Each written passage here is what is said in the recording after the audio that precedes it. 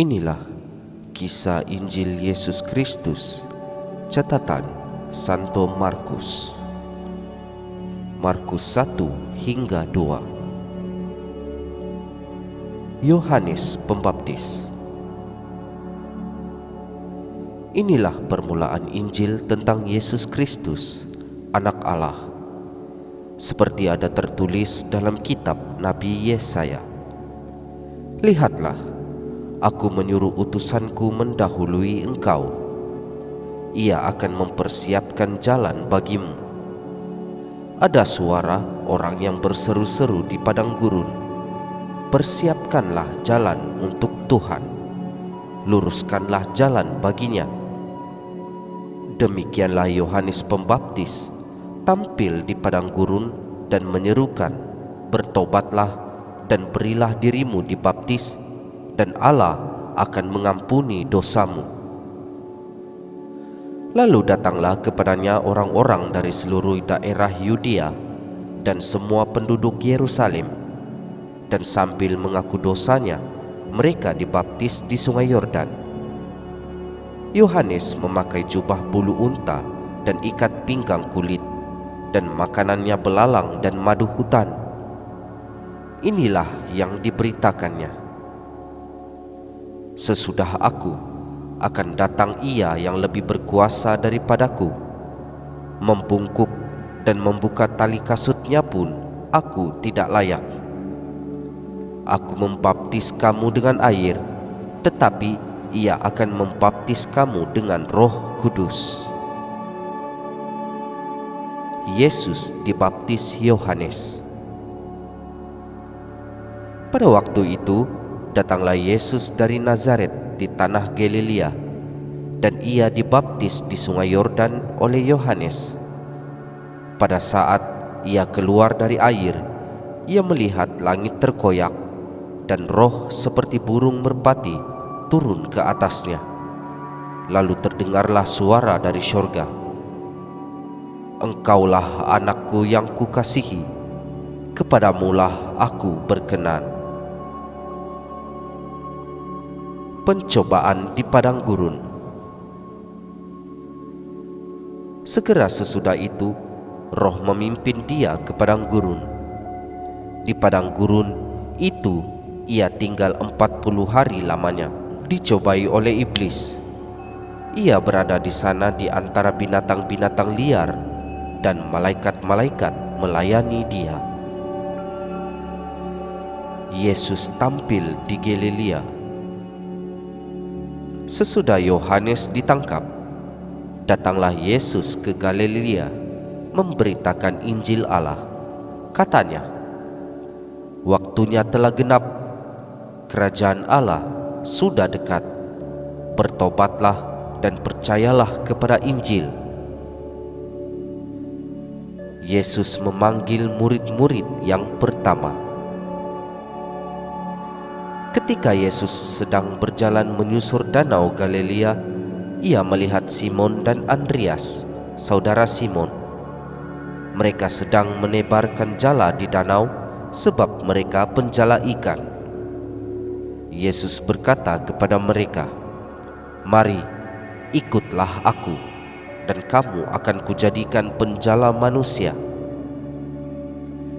Lalu mereka pun segera meninggalkan jalannya dan mengikuti Dia.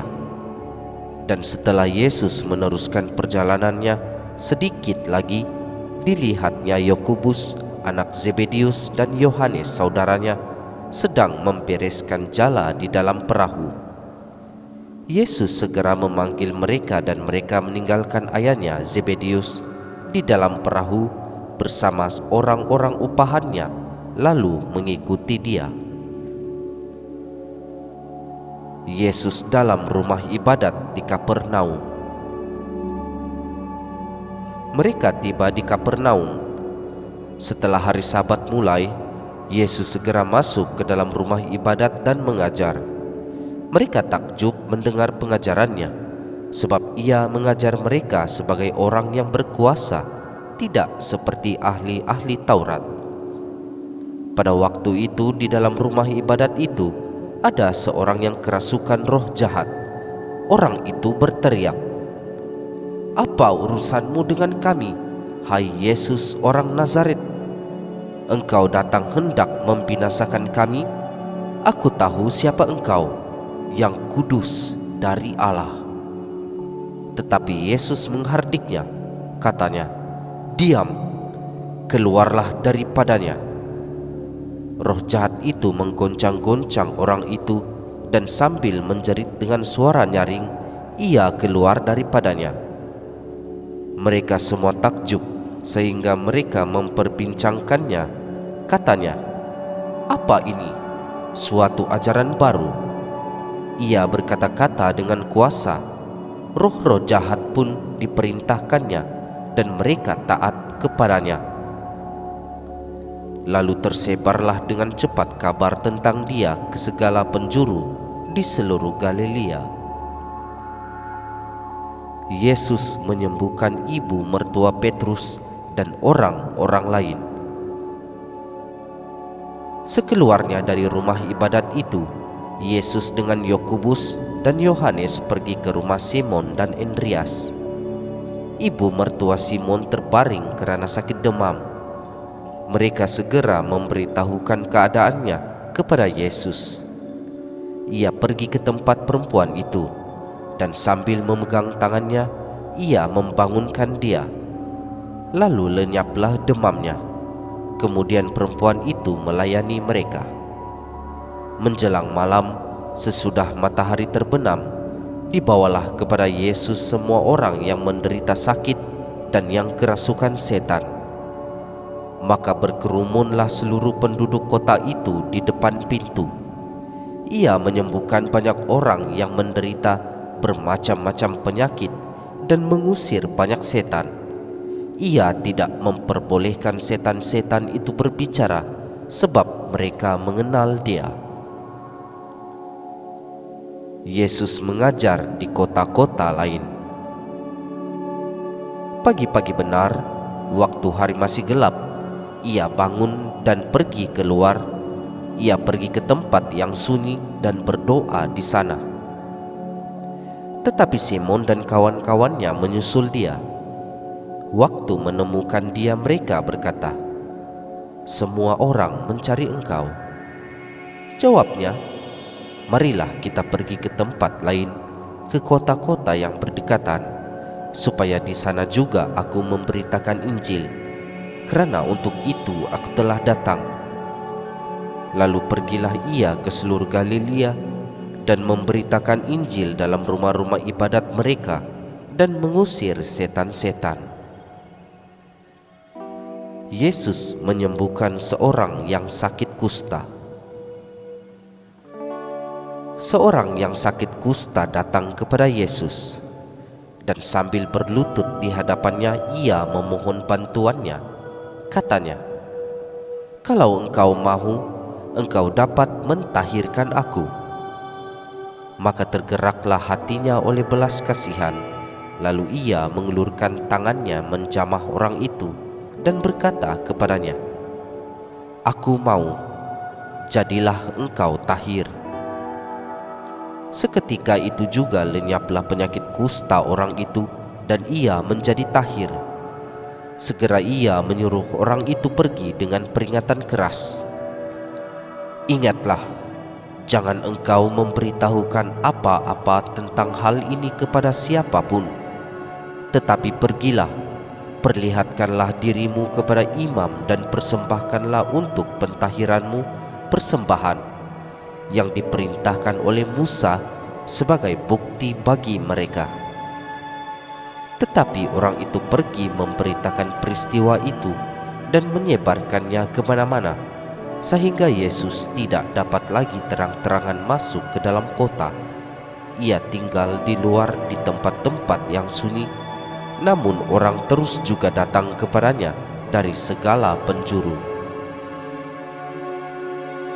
Orang lumpuh disembuhkan.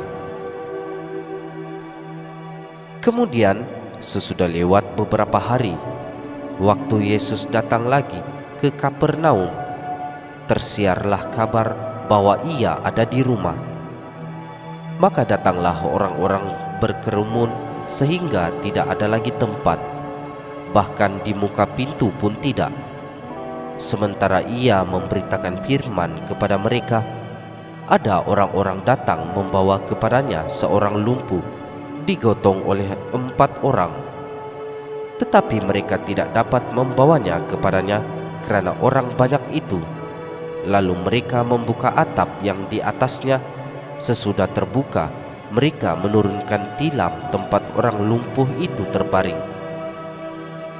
Ketika Yesus melihat iman mereka, berkatalah ia kepada orang lumpuh itu, "Hai anakku, dosamu sudah diampuni." Tetapi di situ ada juga duduk beberapa ahli Taurat. Mereka berpikir dalam hatinya, "Mengapa orang ini berkata begitu? Ia menghujat Allah. Siapa yang dapat mengampuni dosa selain daripada Allah sendiri?" Tetapi Yesus segera mengetahui dalam hatinya bahwa mereka berpikir demikian. Lalu ia berkata kepada mereka, "Mengapa kamu berpikir begitu dalam hatimu? Manakah lebih mudah mengatakan kepada orang lumpuh ini, 'Dosamu sudah diampuni,' atau mengatakan, 'Bangunlah, angkatlah tilammu dan berjalan'? Tetapi supaya kamu tahu bahwa di dunia ini Anak Manusia berkuasa mengampuni dosa." Berkatalah ia kepada orang lumpuh itu, "Kepadamu kukatakan, bangunlah, angkatlah tempat tidurmu dan pulanglah ke rumahmu."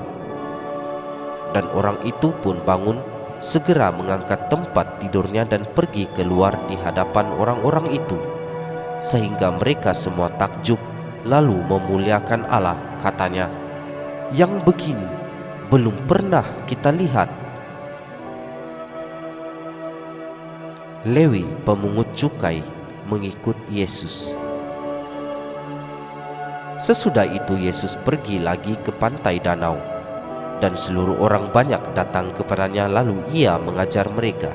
Kemudian ketika ia berjalan lewat di situ, ia melihat Lewi anak Alfius duduk di rumah cukai.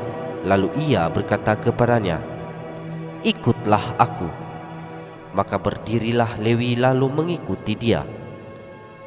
Kemudian ketika Yesus makan di rumah orang itu, banyak pemungut cukai dan orang berdosa makan bersama-sama dengan dia dan murid-muridnya, sebab banyak orang yang mengikuti dia.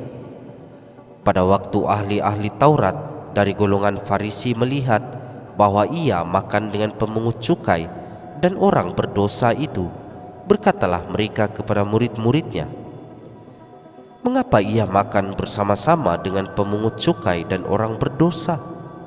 Yesus mendengarnya dan berkata kepada mereka, "Bukan orang sehat yang memerlukan tabib, tetapi orang sakit. Aku datang bukan untuk memanggil orang benar, melainkan orang berdosa." Hal berpuasa. Pada suatu kali ketika murid-murid Yohanes dan orang-orang Farisi sedang berpuasa, datanglah orang-orang dan mengatakan kepada Yesus, "Mengapa murid-murid Yohanes dan murid-murid orang Farisi berpuasa, tetapi murid-muridmu tidak?" Jawab Yesus kepada mereka, "Dapatkah sahabat-sahabat mempelai laki-laki berpuasa, sedang mempelai itu bersama mereka?